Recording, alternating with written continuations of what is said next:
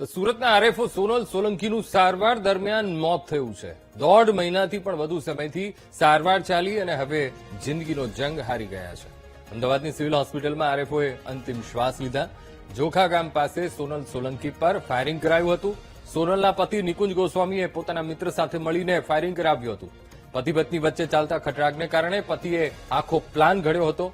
પોલીસે RTO inspector Nikunj Goswami અને shooter ઈશ્વર પુરીની ધરપકડ કરી છે।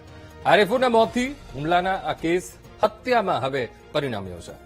આજ મુદ્દે સંવાદદાતા નિર્મલ ફોનલાઈન પર જોડાઈ ગયા છે। નિર્મલ, સુરતના આરએફઓ સોનલ સોલંકી જેમનું સારવાર દરમિયાન મોત થયું છે, હવે પોલીસની કઈ દિશામાં તપાસ રહેશે? નિર્મલ, ચોક્કસથી કે હવે પોલીસ જે 307ની કલમ નોંધાવી હતી અને હાલ પોલીસ અમદાવાદ ખાતે સુનિલ સોલંકીનો જે મૃતદેહ છે તેને લેવા માટે પહોંચી છે અને ત્યારબાદ વધુ કલમોનો ઉમેરો કરવામાં આવશે। આરોપી સોનલ સોલંકી પર ફાયરિંગના મામલે હાલ દુઃખદ સમાચાર આવ્યા છે। લાંબી સારવાર બાદ આરોપી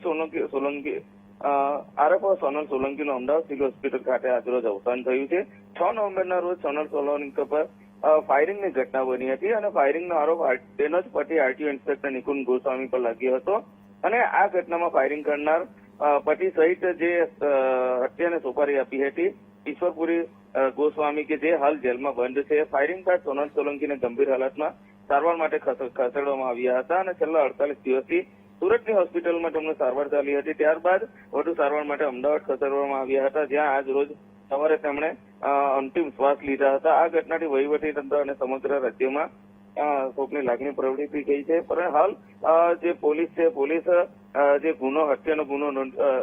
હત્યા કરવાનો પ્રયાસનો ગુનો નોંધવામાં આવ્યો હતો, હાલ હવે હત્યાનો ગુનો નથી વધુ તપાસ હાથ ધરશે। બિલકુલ નિર્મલ, સમગ્ર માહિતી સાથે જોડાવા બદલ આપનો આભાર।